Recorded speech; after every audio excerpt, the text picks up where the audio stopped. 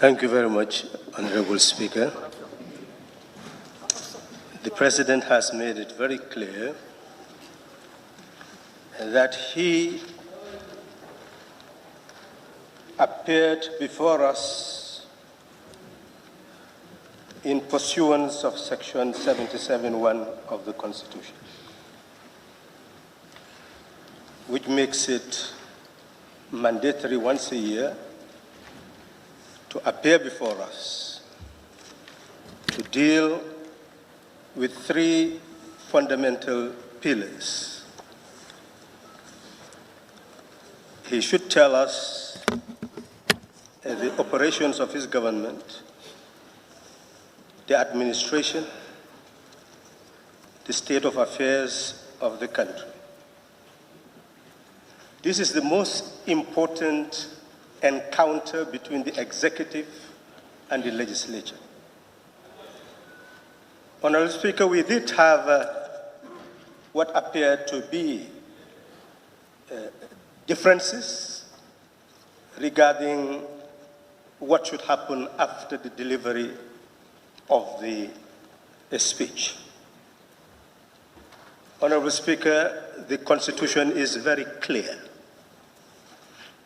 that there must be a cabinet and it must serve as an advisory body to the President under Section 73 of the Constitution.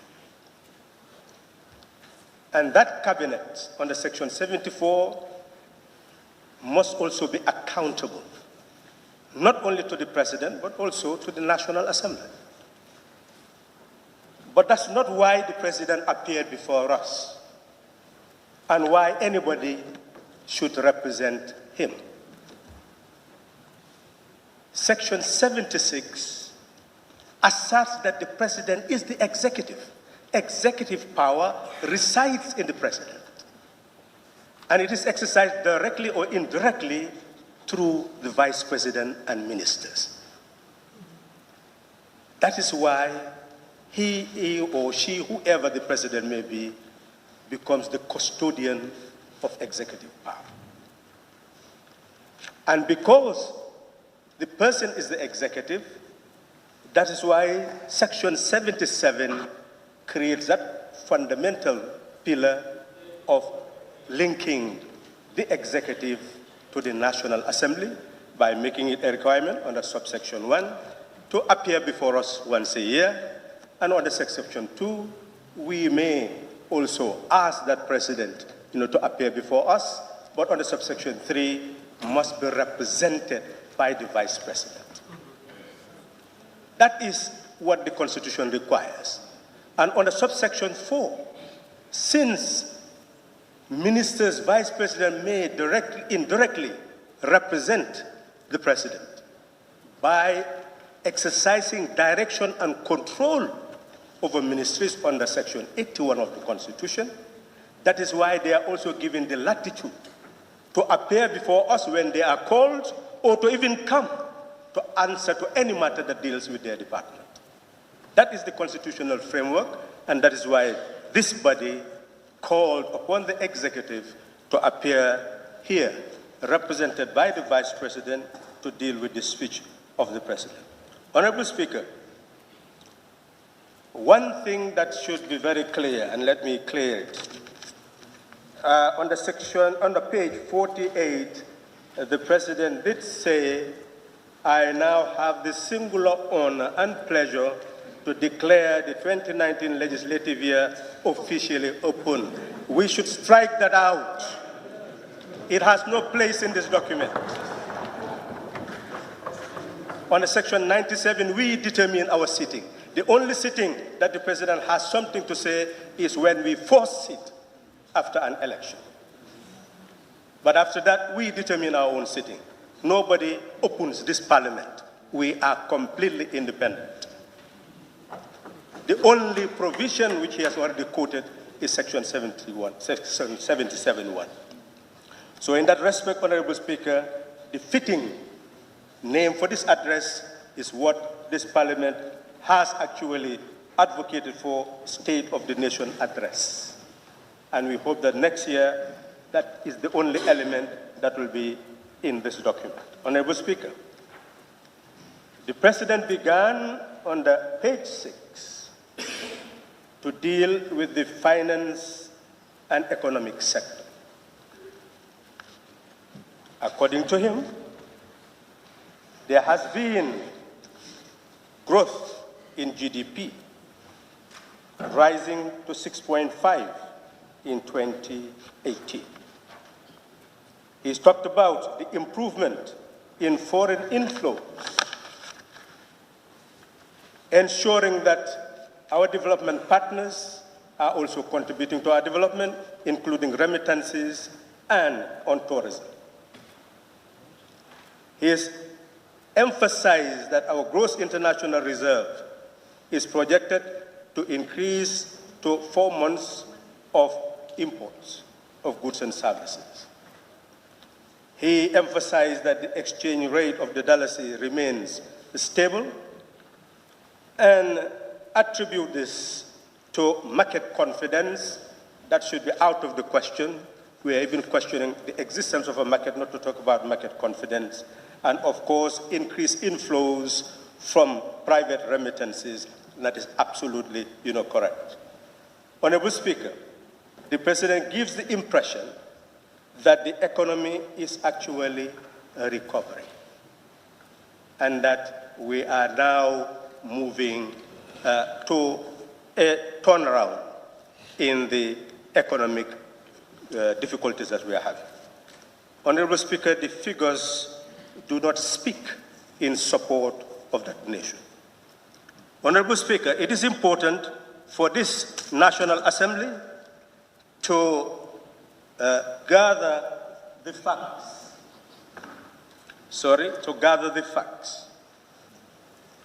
This country has a Minister of Finance which is responsible for the macro-physical policy of this country. It is supposed to manage a medium-term revenue and expenditure framework to prepare for budgetary allocations. It is to safeguard the basis of income from taxation, from non-tax resources, from dividends from public enterprises, the grants and the loans. Manage the grants, manage the loans in such a manner that we will not go in deeper into indebtedness. The ministry is the core of the economic foundation of the country. Honorable Speaker, we are told that this financial year, we expect an expenditure of 28.5 billion. 11.8 billion comes from domestic sources, taxes and non-tax revenue.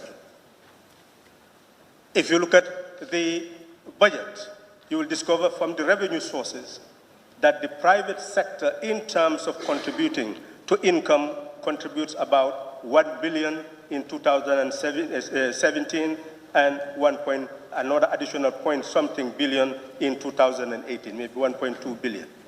This is not even enough to maintain the education budget of 1.9 billion. Just enough to maintain the health budget of about 1.2 billion. So we are not talking about a private sector-led growth, because the private sector is too small to guide the destiny of this land. Honorable Speaker, we have that domestic sources of 11.8 billion, and we have to get budget support of 13.5 billion. We are still extremely dependent, Honorable Speaker. And even though the expenditure is 28.5, we have a deficit of 3.4 billion. And we have to go into domestic borrowing in order to be able to get the 3.4 billion. Honorable Speaker, if we look at what the minister had told us, we have a debt burden of 65.9 billion, correctly. A debt burden that we must manage. And Honorable Speaker, how do you manage that debt burden? We must be able to generate more revenue, and we must be able to earn more income from exports as compared to imports. Honorable Speaker, if it is simply getting concessions from the international community, the Fourth Republic should be a better teacher.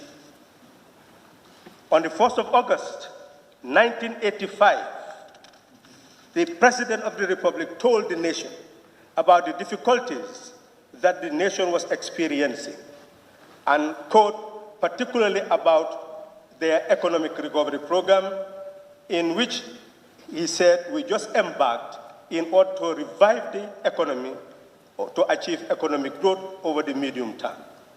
According to the President then, volume of our exports fluctuated on a downward trend, while there was a decline in world prices of our exports. The trade deficits added to a cumulative figure of $365 million. They tried everything, but ultimately they could not address this fundamental flaw of the economy, the shortage of revenue in relation to expenditure and the shortage of earnings from exports in relation to expenditure on imports. Honorable Speaker, I've already said that we have a budget deficit of $3.4 billion. Here, look at the trade statistics, Honorable Speaker. 2014, we imported $16.1 billion worth of goods and export $669 million. Re-export $3.6 billion, a deficit of $11.83 billion. 2015, $16.6 billion imports, 814 million exports. Re-export went to $2.9 billion, giving us a trade deficit of $12.89 million. 216, Honorable Speaker. Imports, $15.8 billion. Export, $744 million. Re-export, $3.1 billion, giving us a trade deficit of $11.9. But 2017, Honorable Speaker, import $23.5 billion. Export, $630 million. Re-export went down to $403 million. And therefore, we had a trade deficit of $24.5 billion. 2018, Honorable Speaker, import $32.4 billion. Export $193 million. Re-export $403 million, giving us a trade deficit of $31.8 billion, Honorable Speaker. Where is the economic turnaround? That is the state of our economy. We are not exporting, we are simply importing. And even the re-export, even though change has come and we have healthy relations with Senegal, but one can see that the export trade is dwindling. What is responsible? What is helping our economy now is simply the inflows from the grants, from the loans, and from remittances. Remittances were, in 2017, we are told that $113 million, equivalent to about over $5 billion, came into the country as remittances. In 2018, $135 billion, converted maybe over $6 billion, come as remittances. These constitute what is assisting the Gambian economy at this stage. Honorable Speaker, we do have a private sector. We are told that the banks contribute about 57% to meet our needs in terms of debts. But essentially, the banks are designed to build the private sector. But at this very moment, you will see that the circulation, currency in circulation, had decreased from what we were told last year or this year. And in terms of deposits in the bank, had decreased from the last estimates that we have.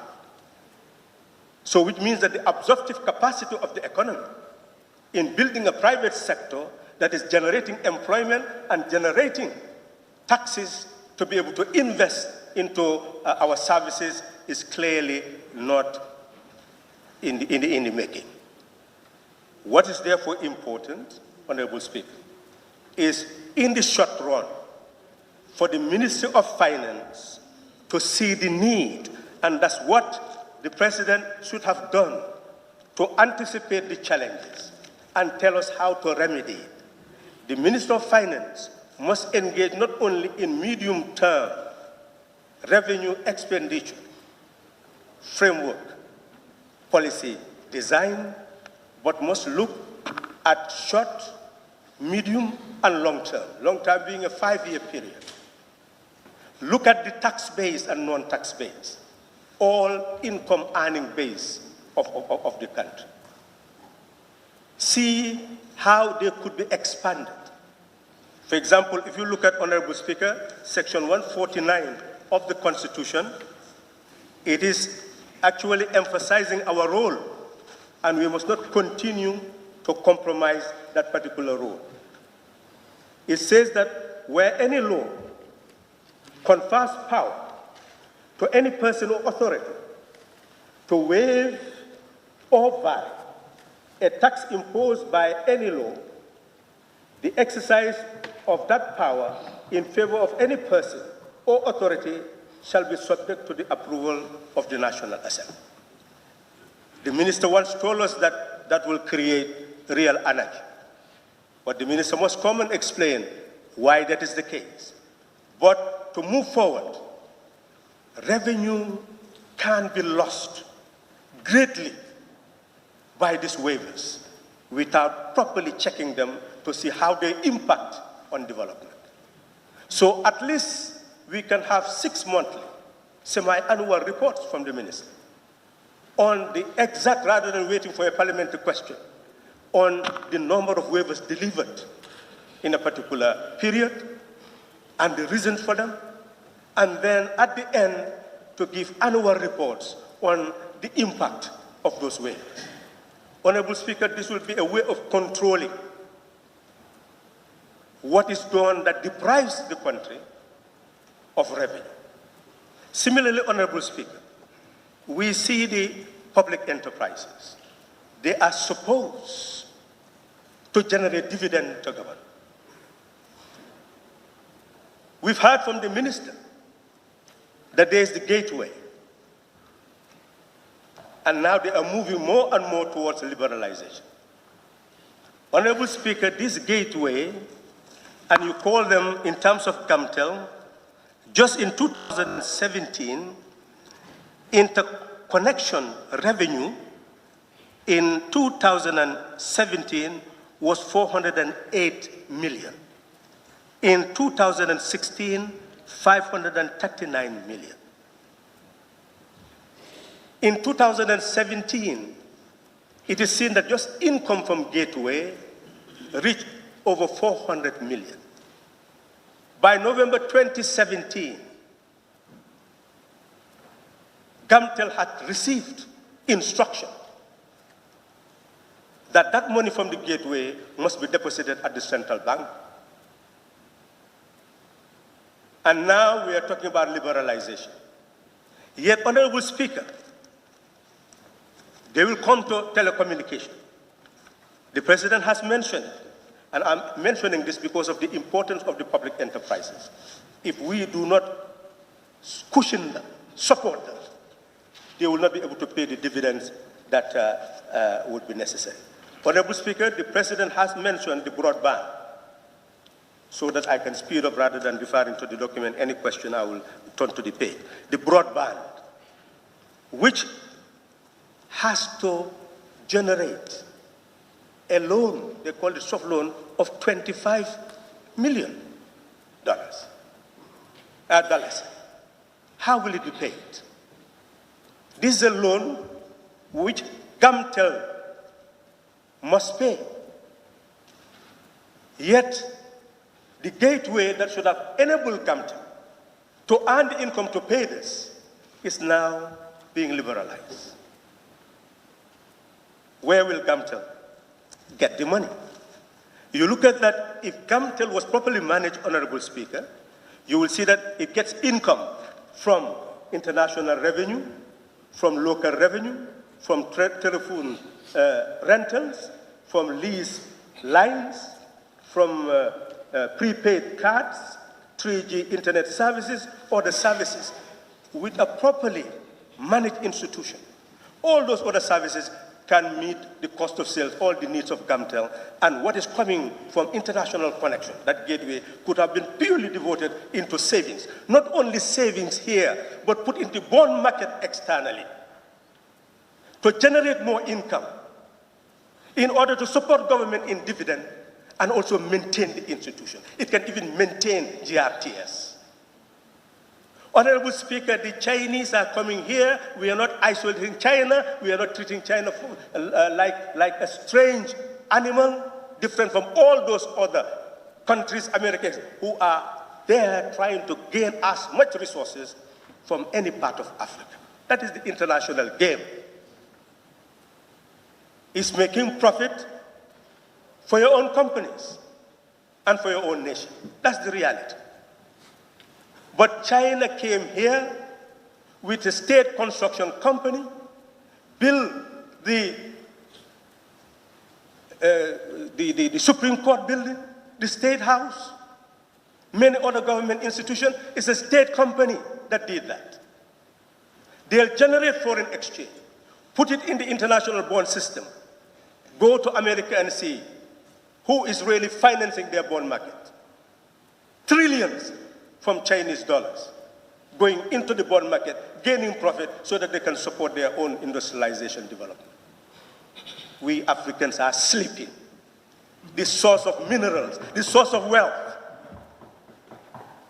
Instead of building our state institutions so that they can gain the sovereign national wealth that is necessary. They come and teach us the economics, that the state is not supposed to engage in the productive base of an economy. It is only supposed to manage, to regulate. And African intellectuals accept that notion. Yet they come again and praise China for leading the world in industrial production. Does that make sense, Honorable Speaker? So, Honorable Speaker, clearly what I'm emphasizing here is that we have done nothing whatsoever to have a turnaround of the Gambian economy. We have not even started.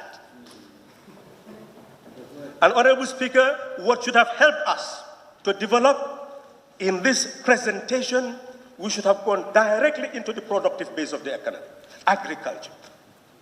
We've seen what the President has said in terms of agriculture. But what is going to build up the productive base? What strategies, what tactics, what are they going to do at the moment? Honorable Speaker, the facts are very clear. We've been told about FASDEP, we've been told about NEMA, GCAF, and the developments that they have taken place. Honorable Speaker, these are institutions where billions, over 5 billion, was pumped in. 5 billion in these institutions. What do they have to show to deliver? Honorable Speaker, look at rice production and import. In 2014, in terms of importation of rice, we spent 1.9 billion to import rice. 2015, 1.7 billion. 2016, 1.4 billion. 2017, 2 billion. 2018, 2.4 billion. We are importing rice. What have we done to ensure that our farmers have the seeds, the fertilizer, the farming implements to be able to produce the rice?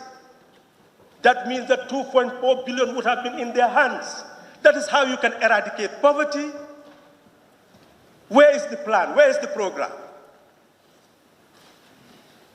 So, Honorable Speaker, we have not started, and the sooner we realize that, we will start to move. If we fail to realize that, we'll continue to move backward, not forward. Honorable Speaker, the President has made it very clear in terms of government intention regarding education.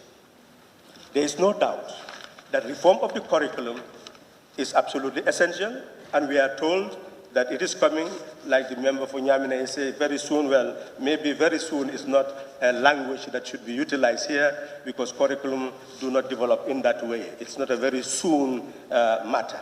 It's a matter where many things are involved in order to prepare it up to the learning materials, all that, training the teachers, but it is an area that we need to look at. Is our current educational system functional? Does it prepare people for the division of labor in society? Do we even have a true understanding of our division of labor? Section 44 of the Labor Act made it a requirement for registration of those people looking for work. It was not done in the past, it's still not being done. So how do you know who is looking for work? What is the qualification? What is their base? You just come up with training program. Skill training. ITC training. Training. But what have you done to prepare those people to be able to occupy those spaces? And if they're not available, what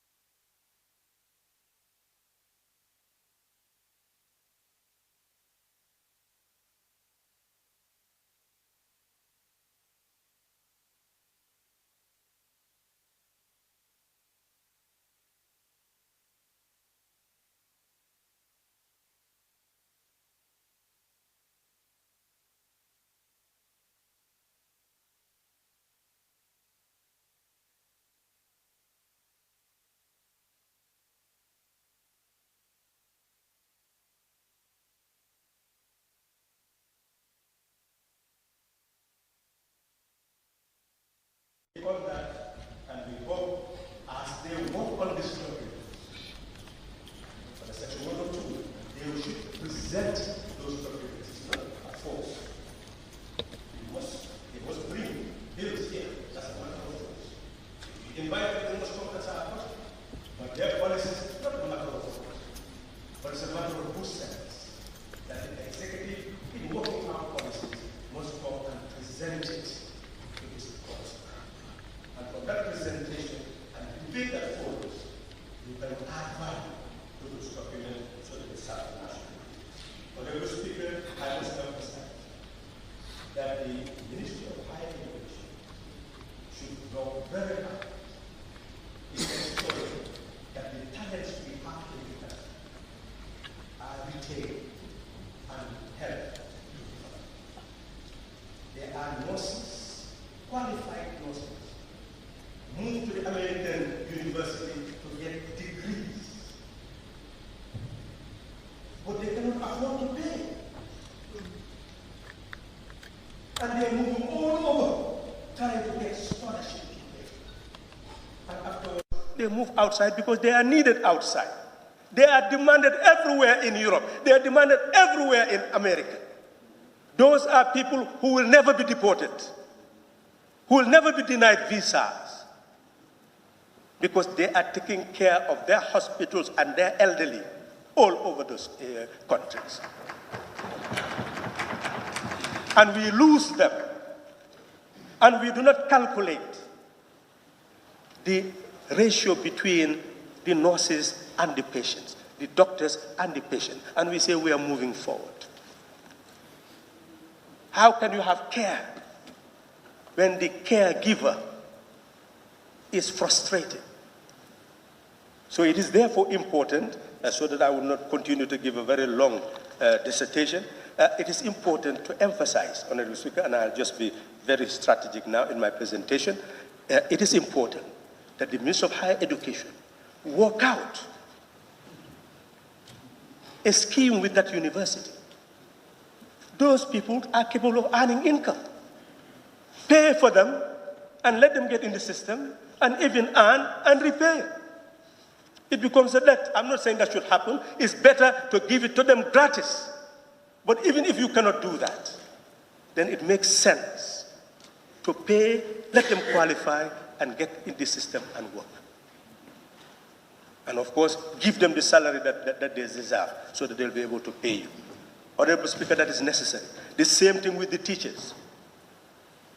There are those who are provided for, but there are those who are qualified and not provided for, that they have to pay.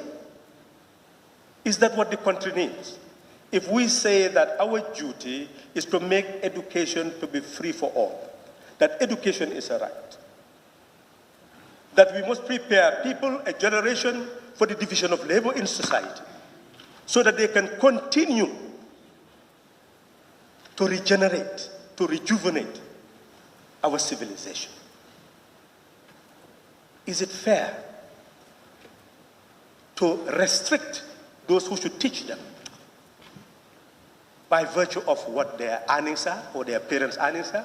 That if their parents cannot pay for them, then they cannot be trained to come and educate our children?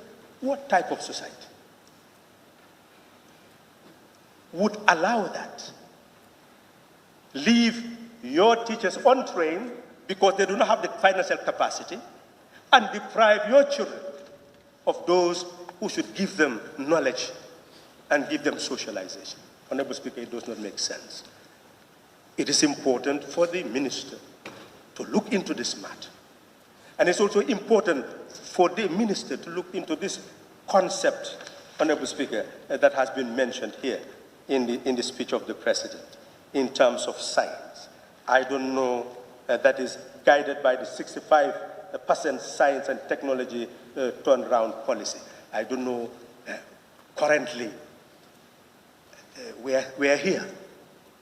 We have a minister dealing with finance, looking into the economy, how it should generate income so that we can feed the scientists, we can feed the doctor, we can feed the mechanic, we can feed the engineer.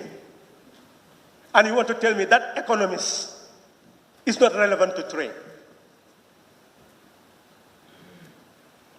There is what you call natural science and social science. And our school system should prepare every human being for understanding of nature and society. Because nature lives in us. Preventive health is to understand health. Everybody must have knowledge, that basic knowledge. That's what basic education is all about. If we had that basic education, many illnesses now prevail,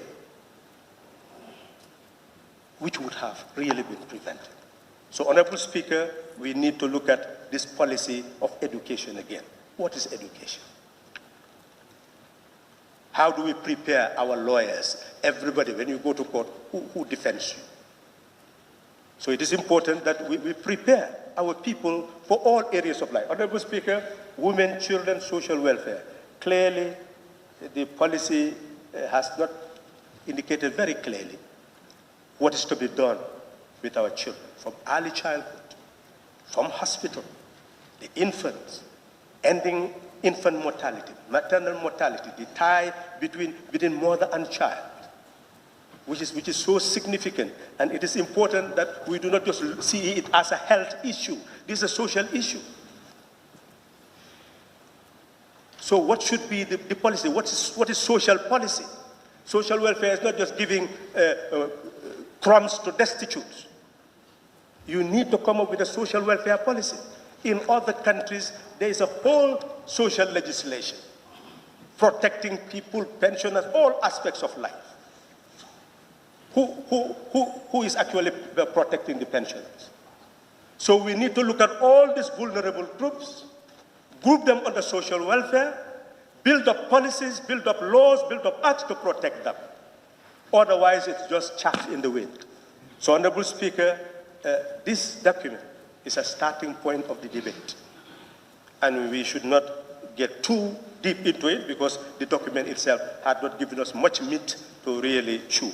So what is important, therefore, is just to look at the points, the action points, which we are going to look at next year. In the next presentation, we can do a deeper work. Honorable Speaker, look at interior. We've seen the demonstrations of young people talking about real victimization from security forces, those enforcing certain laws. There is a whole contradiction between civilians and those who are our protectors, the protectors of law, the protectors of order, the protectors of life, the protectors of property. We need to look at this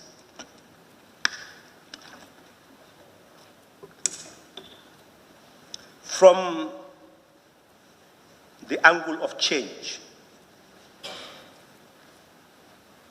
that we must build a society that is inclusive, a society where all sovereign Gambians are entitled to their rights and those rights are protected.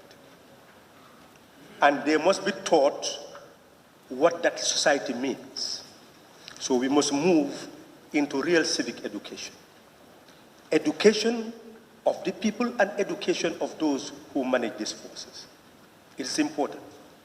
And Honorable Speaker, if you look at the amount of money that we said will be spent in defense and security, some are even talking about curtailing those budgets. Now, remove people from those forces, then where are they going to go if you do not plan for them? What type of society are you going to have? With people trained in using weapons, just left there to go and fend for themselves. That will not be the cornerstone of peace, Honorable Speaker. We have missions everywhere, peacekeeping missions. Look at our ocean. Mafia groups are sending all sorts of people to be able to transport drugs and engage in illicit trade. Obviously, you need to train different forces and put them in other terrains so that we will still earn the same objective that we wish to make, to have a peaceful society where everybody will have a place. So it is important to look at this from a very objective angle in order to know exactly how we are going to treat the forces that we are talking about on this change. It's not an ordinary problem, and we should not treat it as such. Honorable Speaker, we've looked at the issue of trade, the special investment certificates that are given. I have emphasized the need for this to be looked into, and at the same time for semi-annual report to be given to this Parliament on any privileges that are given to anybody in that regard. But I don't need to go into the trade statistics. I've already made it very clear that we are moving nowhere, and we need to really prepare a blueprint of how to build up the export base of the economy so that we'll be able to move forward. Honorable Speaker, we look at transport, work, and infrastructure. I will come to that in the adjournment debate because we see this sector to be the key sector. And this key sector must be in the hands of the National Roads Authority, and how to ensure that that authority has the financial wherewithal to be able to carry out. Honorable Speaker, the basic problem of this country is maintenance. There is no maintenance culture. We'll wait until roads are dilapidated. Then we go and seek for more loans to come and invest. That is what must stop, Honorable Speaker.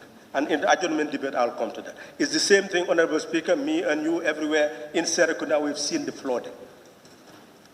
Experts have seen transitional ways of ensuring that we have drainage by creating certain wells in spots where water gather without proper drainage systems. I've mentioned this to the councils, I've mentioned this to the road authority, and Honorable Speaker, in the adjournment debate, I'll move to that, and we'll make sure that we move in that direction, because there are certain things that are no longer acceptable when there are solutions to them. All we need It's just as we were saying, you have a stream just to cross over. All you need is to build, ways of crossing over, flyovers, anything. Just be innovative and make people function and earn capacity, reduce their problem, increase their contribution to the economy. That's really what we need. And I will come to that in the adjournment debate. Honorable Speaker, we've looked at the issue of agriculture. I've said what I wanted to say there. Foreign affairs, we've seen the amount of money that is sent by people in the diaspora as remittances from all angles, not only people from the diaspora, but other businesses that may come to the Gambia. But essentially, Honorable Speaker, thousands of Gambians are in the diaspora. Many of them are aging, and they will not want to die in those countries. So the Minister of Foreign Affairs is not just foreign affairs and Gambians abroad. The minister needs to go and do a documentation, data collection of all those Gambians. Find out what they are actually doing.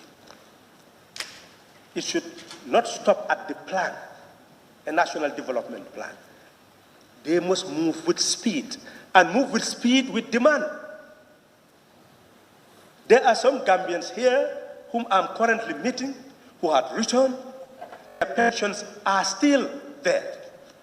They are writing and writing and writing, and they do not find any way that they will be able to get their pensions.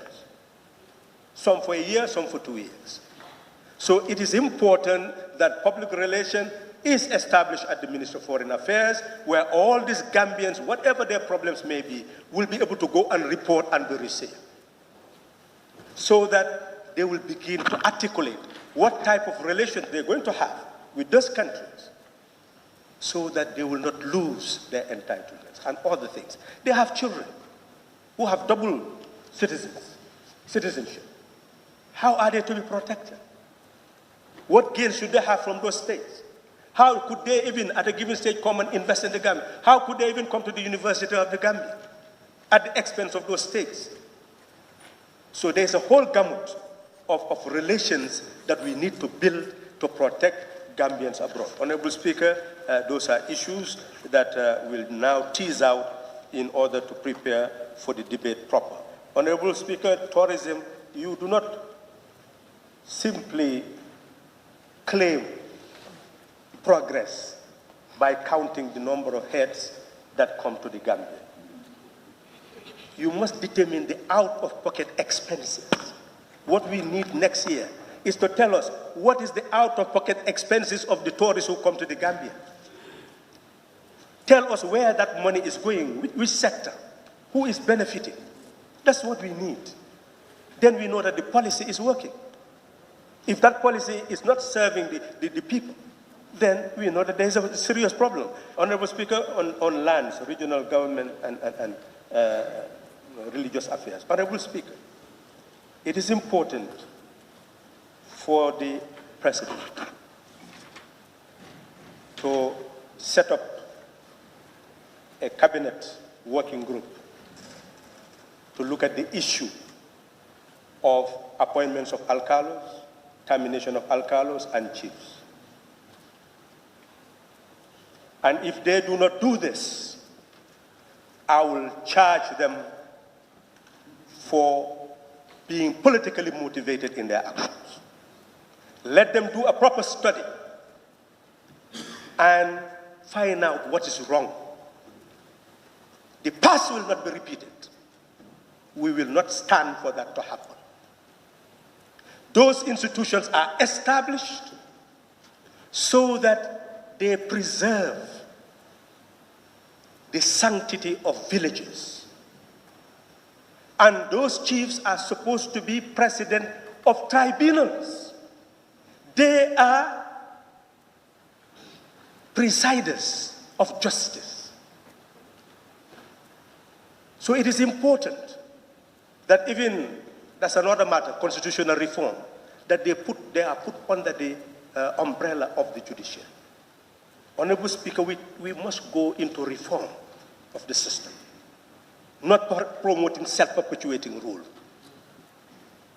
That's not the way to bring peace in a country. And Honorable Speaker, is very clear under the Local Government Act that Section 144 indicates how alcalos would seize office and on what basis they could be removed under Section 145. The same thing under Section 135 and 136, it deals with chiefs. And under Section 200, the Constitution even provides for a commission of inquiry to be established to look into the affairs of those people.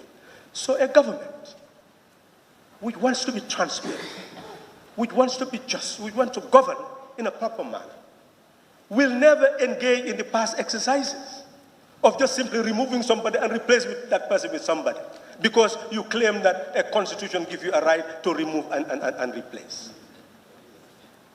A government that intends to do justice will look at the provisions of laws that enables you to do things in a transparent and accountable manner, because that is what is going to move the country forward. And Honorable Speaker, I will come to the adjournment debate on that matter, and I'll be harder, in fact, when I come in the adjournment debate. Honorable Speaker, the land issue, I'll also mention in the adjournment debate. Honorable Speaker, the environment. It is important that we begin to give this primacy. The deterioration made by self rather than by nature is increasing. Throughout the combos, where there is forest, where there is waterways, all these areas, where there is wetland, all these areas are being invaded by companies, and companies that are not subjected to proper impact assessment, environmental impact assessment. Honorable Speaker, the government must begin to look into that, and in the adjournment debate, I will also come into that. Honorable Speaker, in terms of health, here in front of me, Honorable Speaker, as you can see, this is what you call an invoice that I collected for the clinic just opposite my compound. And Honorable Speaker, this is $15,000, another $20,000 just to be able to replace the pipes, the electrical equipment, the toilet. Honorable Speaker, this is where pregnant women deliver. I want the Vice President to go and visit that place and ask herself whether a Gambian child should be born in such a place. And I volunteered to do it. But some authority told them that if you allow this person to do it, you will have implications because we are ready to do it. Fine, go and do it then. But this is what must change. We are not here to window dress. This is not a blame game. Any government that takes over, the first task should have been to identify all the shortcomings and come up with a short, medium, long-term policy, strategic plan, program that you bring before this august body so that we know that this is what you have inherited. It's not your fault. This is what you intend to do. We'll monitor it. Is it the right thing? We add. If it's not the right thing, then we follow you. So every quarter, every semi-annual report, annual report, we determine where the progress has been made.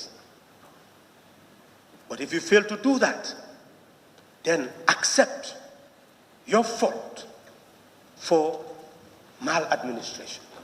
Because administration requires that you do your homework before you start to act. And that's not an abuse. It's a shortcoming. Accept it and administer efficiently and effectively. And prove that you are capable of remedying mistakes and addressing the problems of people. That is how you add value, Honorable Speaker. Honorable Speaker, there is no need to go to the youth. That's the issue. There is no plan for the young people. Very recently, somebody came to me and said, help me read my document. I want a project that I want to give to the president, our scheme, so that there will be training of youth to engage in bakery, to build the bakery as well as to bake. I put my little thing into it. The person took it away. They said it's a project. Came back to me and said the project is approved. Now it was the project to be implemented, only to be told, well, it may take 3 months, it may take a year, so we no longer know when the project will actually implement. What is there?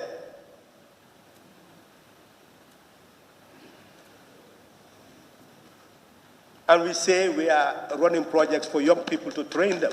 So the government should set up a cabinet task force to look into these key sectors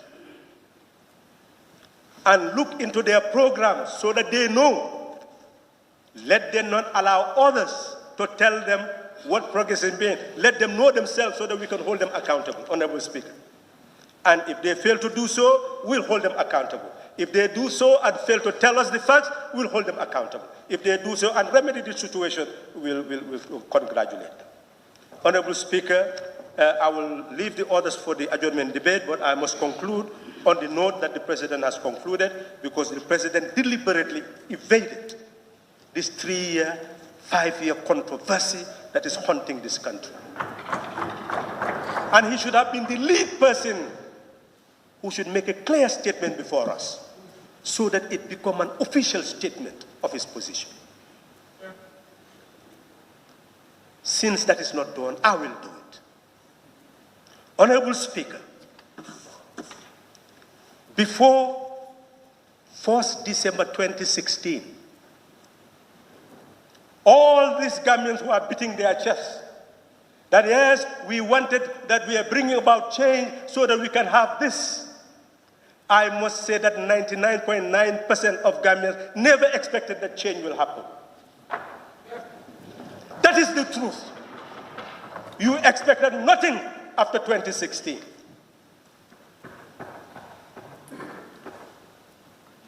Because of fear, dilemma, confusion, and a nation heading into war. Some of the people who are in certain parties who are part of the ruling feel that, well, we were going in the right direction, but eventually this brought about the change. We were heading towards war. The APRC headquarters was burnt. And many more of that was coming. Who knows, we may have ended up with a Gaddafi situation. Who was stronger than Gaddafi? Who on earth was stronger than Gaddafi? So this change was not a change for this party or that party. It was a change to save the Gambia so that we will not lose this country, because we were heading towards losing it. So nobody should look at the past and hope that we'll return to it. And nobody should claim to be the creator of the present, because some were in prison at that time and needed to be saved. It is national effort that brought us together for a project of saving the Gambia. To create a Gambia where all of us will see ourselves, all of us will own, all of us will belong to, no matter the past, no matter the present. That was the objective. One Gambia, one nation, one people.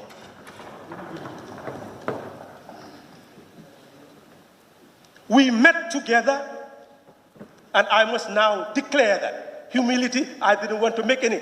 I was the first to invite presidential candidates, not parties. Because if we invited parties, people were so angry, especially one party whose leader was in prison. You call them Halifa Sallah and say, come and we make you a president. They will think you, Halifa Sallah, you are mad.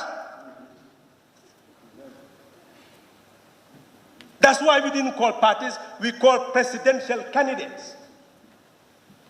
And discuss until we can see that at least the presidential candidates are identified, no newcomers will come.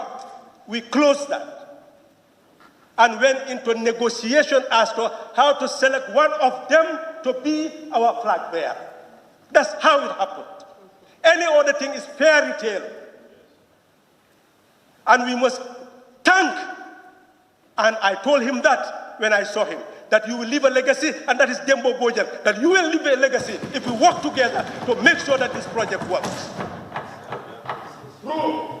And it is that Dembo Bojang who should have been chair, who told me, let me be chair. I said, you are the fitting person to be chair.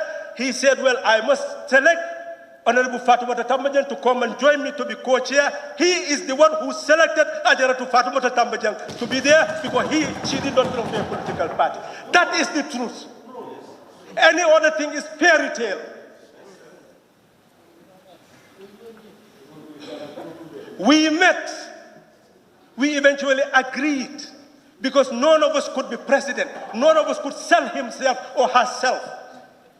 None of us could sell his party or her party. That is why we said, let's develop a tactic that can build confidence within us. So that whoever is selected, everybody will go and fight so that you are there. That is what brought about the 3 years. That let us meet, let us agree. If we have 3 years, you will not stand in the next election, you will also not support any side, then we will have a level ground for multi-party contest, and Gambia will be the most democratic country in the world. That is the agenda. So those who talk about 5 years, when that 5 years was being discussed, we knew that that's what the Constitution says. You don't need to negotiate that. That is the language of the Constitution. We only said 3 years as a tactic, not to deprive anybody of power, but as a tactic. And the tactic succeeded. We changed the country. Gambia became the darling of the world because the ambassadors did not believe it will change. The international community did not believe it will change. Everybody abandoned the Gambia. Even ECOWAS did not monitor the presidential election because they felt that there will not be a level ground for multi-party contest. Nobody expected the change. That is the truth. We brought the change, everybody was surprised. Everybody embraced the change. Not we in few people, but the whole nation. That's what I mean. We brought about the change as a nation. And everybody was surprised. And Honorable Speaker, we should have continued to build a nation, not build political parties. So if any of us sit here today in the name of political party, and you claim that you are in support of the coalition agenda, I will say you are not. Because when that coalition agenda was being torn apart by promoting party politics, rather than I, Honorable Speaker, was ready to resign from my party and stand as an independent coalition National Assembly member. I was ready to do that because that's what Barrows did. So that together here, we'll make sure that the coalition agenda will be fulfilled. One person cannot fight everybody. And the nation would have been stable. There will not be witch hunting of any sort. Nobody will be claiming anything. All these anomalies that are being said by our brothers and sisters from Fon, all this would not have happened because we would have been one people, reshaping the destiny of this land. This was the intention of the 3 years. But that was torn to shreds. And now you have an executive presidency who will appoint you and remove you as former coalition partners. Where is your coalition power? Do you have power to remove him? Do you have power to determine whether he sits 3 years or 5 years? You have no power, you the coalition members. You don't have a coalition. That is the truth. That agenda has disappeared. And those who now talk about agenda, coalition agenda, 3 years. Honorable Speaker, people must remember On the 2nd, the former president accepted. I was in my home when the IEC called me and said the State House wants to talk to me as the spokesperson of the president. I said, give them my phone. Honorable Balaji Humpo called me and said that, well, State House want to talk directly to the president to concede. I called the president and said, leave this phone, they are going to call you. And all of us heard what was said because it was on national media. They conceded.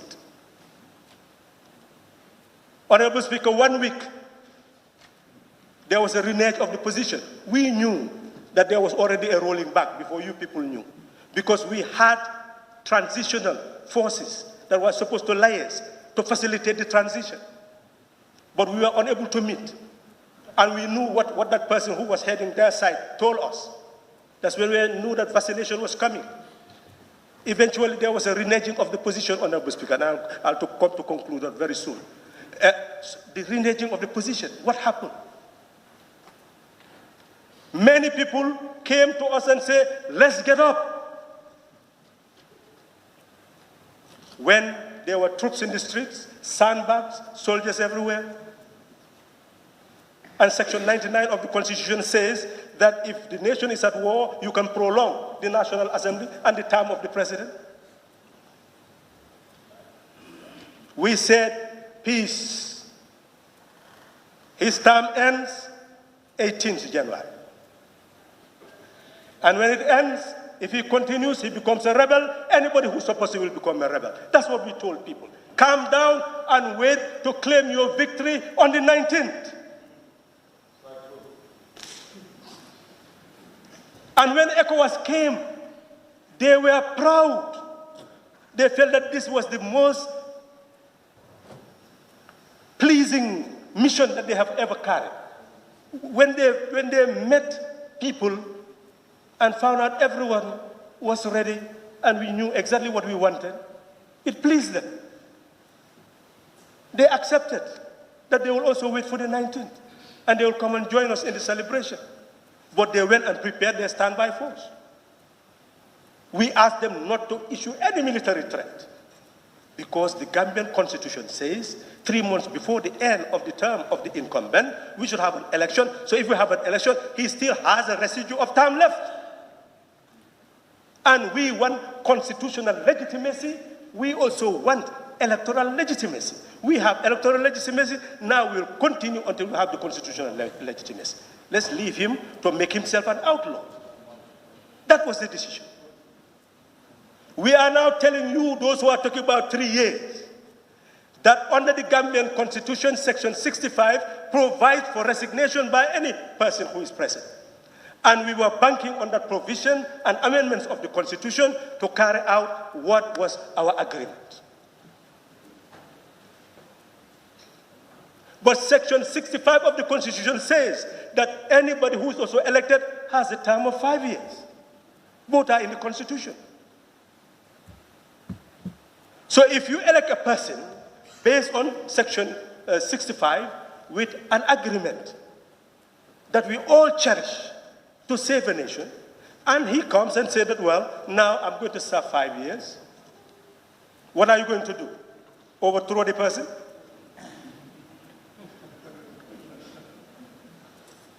So who is now on the side of legality? So let's understand what happened here. And Honorable Speaker, let me come to this conclusion. On the 20th of January, nobody could predict whether bombs will not fly everywhere in the country. Whether it was land, sea, or air, some people felt that change will never come except through war. That trajectory was changed by people in this country and dealing with the right forces. Not only Gambian forces, but also, not only with ECOWAS forces, but all forces. For them to see that internally we were at peace. Because on the 20th, everybody was inside. Where were you? Inside the homes. The streets were empty, markets empty, everywhere was empty. Who was going to remove the person from the State House? People in their homes? And Honorable Speaker, when there was resistance, you hear some young people say, we the young people, we did it. Honorable Speaker, they came and said, Gambia has decided. Start tearing things down. When the man said now that he's not going, what happened? They start arresting people. Nobody dared to put on those T-shirts. Some ran to Senegal. I'm not trying to, caricature people. I'm telling you the fact. These are facts I don't want to say, but you were forcing me to say it. And I will say it. And I was there calling me and the president to see how they will be released, those arrested, until we settle everything down. This is the truth. So where is power? It's the might of the people, the might of democracy that has made it possible for him to be sitting where he is and for us to be sitting where we are. It's the might of democracy, not the might of an instrument of coercion. That is the reality. So it is the president who can honor his mandate as per the coalition or honor his mandate as per the Constitution. But as soon as he became president, he could no longer be controlled by the coalition. He is now under the mandate of a constitution. If he respects us and respects our will, so be it. If he does not want to respect it, then it is between him and the constitution. And Gambians must bear in mind, and excuse me for lifting my thing because it's very arrogant. I don't want to do that. I'm not threatening anybody. But bear in mind that ECOWAS and the UN had only one role, which was conveyed to me very clear. And the role was reversed a bit because of something, and I will conclude there, Honorable Speaker. That's something I'll tell you. Their role was to ensure that the elected president of the Gambia is seated and is protected. And when they were coming with that mission and to fight anything that was on the way of that. And they wanted to do more, in fact. We reversed that process and told them that here you will find no threat. Because all the security chiefs, everybody was united at that time that it's finished. Now everybody will owe loyalty to the new administration.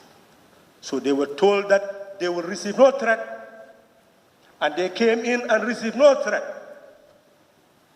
And all the workings were done to ensure that they live in harmony with the security forces in the Gambia. All that was done, negotiated, and people put in between. And we had the peace. But Honorable Speaker, if there was resistance, there will be war, and we will not be here. I am still saying to Gambians that if you cannot manage your own security, outsiders will come and manage your security for you. If you cannot manage your own security, outsiders will come and manage your security for you. And that's what we wanted to prevent. That's why we asked them to change their mission to make it a mission of solidarity. And that worked in practice. But it's not a matter of law. It was a matter of practice. And they saw it.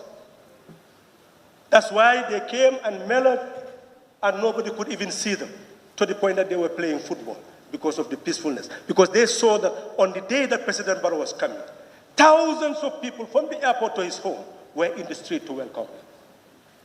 Why would you need security under those circumstances? So in short then, Honorable Speaker, those who are talking about 5 years are wasting our time. Those who are talking about 3 years are correct if it is the 3 years of our coalition. But if it is another 3 years, they are wasting their time. Our 3 years has been wrecked. It cannot be reversed. It is history. Only President Barrow can redeem himself and say that, well, I will respect it, and then we proceed. But if he says that he does not respect it and will not respect it, well, it's left to him. Halifa Sallah will not come and give excuse for him that because of a transition, a CRC, or that is why he should stay in power. That will never happen. Because the CRC, we could have changed the constitution in 1 year. Honorable Speaker, let me therefore ask Gambians that this country does not belong to President Barrow, it does not belong to Halifa Sallah, it does not belong to this National Assembly, it belongs to the Gambian people. They are the ones now who must understand that a government, I'll conclude, Honorable Speaker, I know that I've taken too much time, but because of the situation, that's why I'm clarifying it. A government must be criticized, must be scrutinized, must be restrained,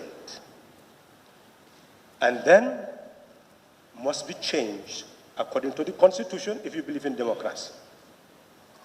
But change by overthrowing it if you don't believe in democracy. Overthrowing a government which does not have any means left for people to change it through the ballot box may become necessary. To overthrow a government which does not create any democratic base for the existence of a citizenry may be necessary. But where a government can be removed through the ballot box, you look for the term limit established by Constitution and then abide by that term limit and remove that government should you believe that restraining, scrutinizing, and criticizing it is not enough, that it cannot deliver, then remove it when the time comes so that you serve your purpose. So 3 types of Gambians are here now. Those who believe in that, who believe that President Barrow should honor his mandate because we have lost control of him and what we planned did not happen. But if he fails to do so, well, let the constitutional legitimacy remain and let him be removed through constitutional means. That's one group of Gambians. Those who believe that regardless he must go, that's another group of Gambians. Those who believe that they are giving him 5 years which the Constitution already gives him, that is really a waste of time because, in fact, you are really affronting the Constitution by making a recommendation that powers that he already has.